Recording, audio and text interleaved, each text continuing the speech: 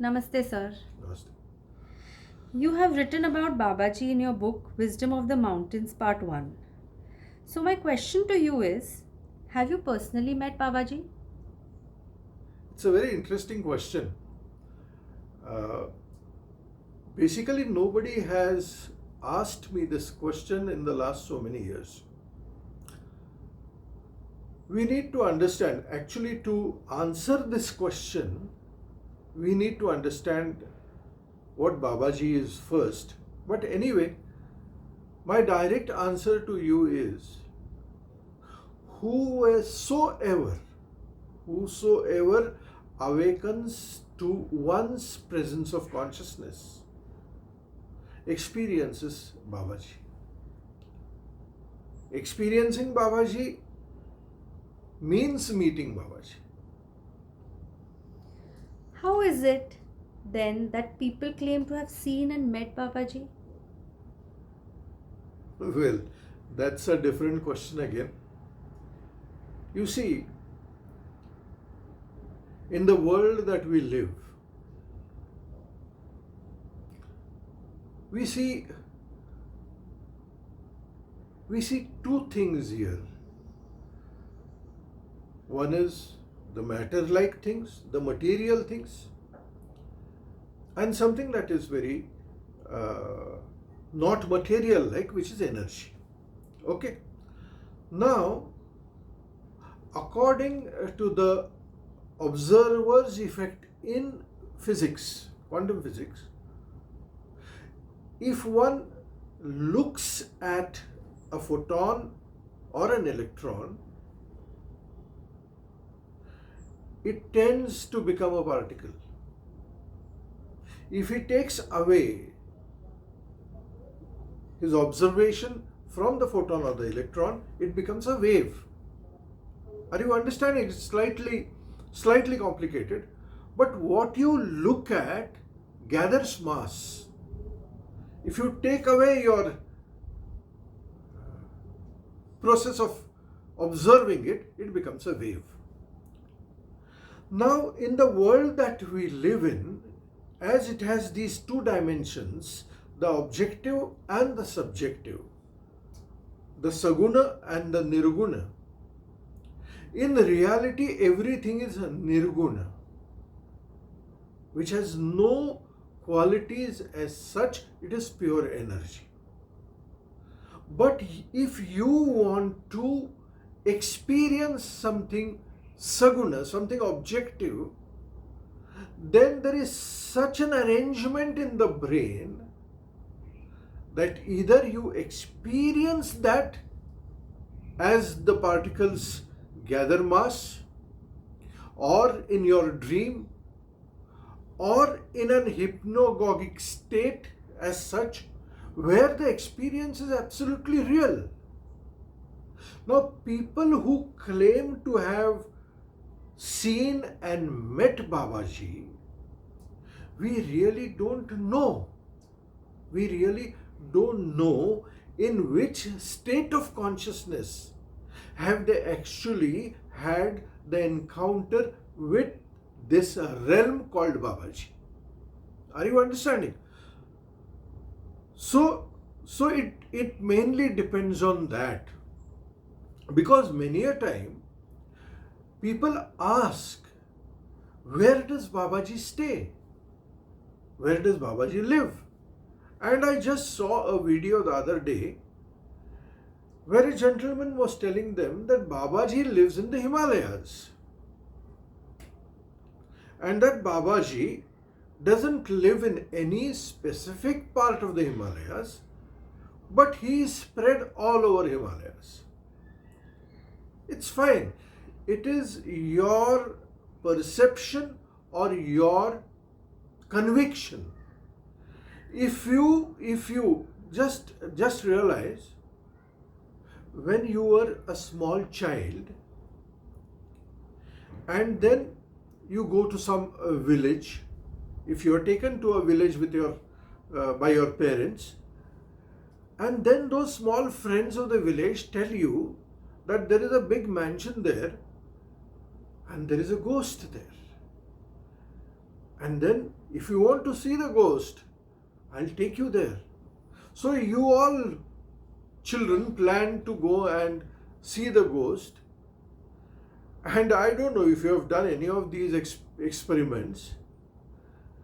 If you go there and if you observe, you actually experience something like this. There is nothing there in reality. But the brain creates something like this where it actually appears to be real. So, the first question is, whosoever has met Babaji, even in the autobiography of a yogi, from where actually the concept of Babaji became very popular. Paramahansa Yogananda writes that he experienced Babaji or he met Babaji, and Babaji told him that you have to take up this work and you will have to go to America. And that is how Paramahansa Yogananda went to America. Now we really don't know how did he experience that. Because in the later years of Paramahansa Yogananda, when Paramahansa Yogananda wanted to understand the Bhagavad Gita in the present day context, he felt that he should channel Rishi Vyas directly, because that is the only way to understand Bhagavad Gita in the present day context. And it seems his guru Yukteswarji had taught him a technique where he could tune into these frequencies. So he tried doing that. Finally, he says he tuned into Vyas, Maharshi Vyas, and then there is a communication between Paramahansa Yogananda and Rishi Vyas, and that is how Paramahansa Yogananda wrote 2 books, 2 volumes on that communication. The name of the book is Arjun Speaks to God.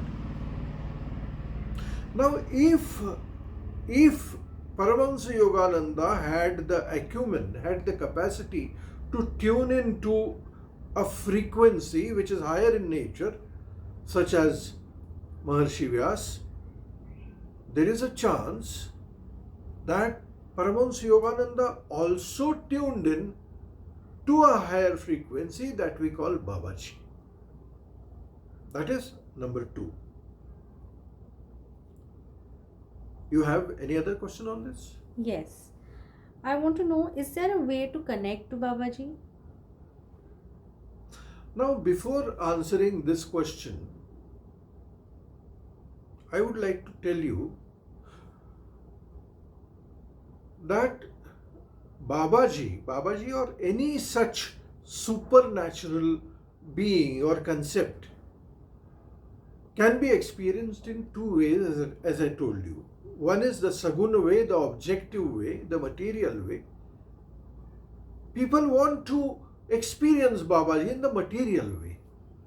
That is why there are so many people who go to the cave of Babaji somewhere in the Uttarakhand every year.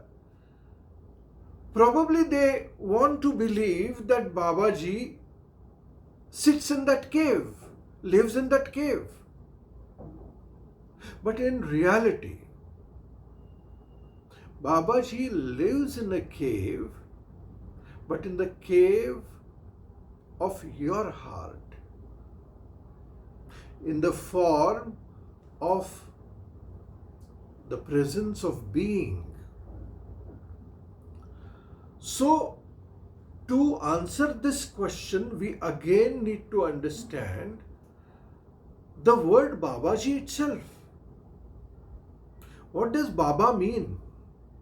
What does Baba mean in whichever Indian language? Baba, what does Baba mean? Tell me. I don't know. What does Baba mean? Father. Yes, Baba means the father. Now, if you understand, the mother is the field, the father is the seed. Unless there is the seed, there cannot be the manifestation. So, what is the Adya? What is the first thing to appear? The manifested whatever or the seed? The It is seed. the seed. Mhm. So, Baba actually means the seed of existence. The seed of existence. What is the seed of existence? The seed of existence means that realm from where the entire existence appeared and will disappear. The field doesn't appear or disappear. This is called the Brahman in the Vedic philosophy, the Brahman. So, we identify ourselves as the body, as the mind, and we live as the body mind throughout our life. But we are never aware of the presence of being, the seed, the Baba within us.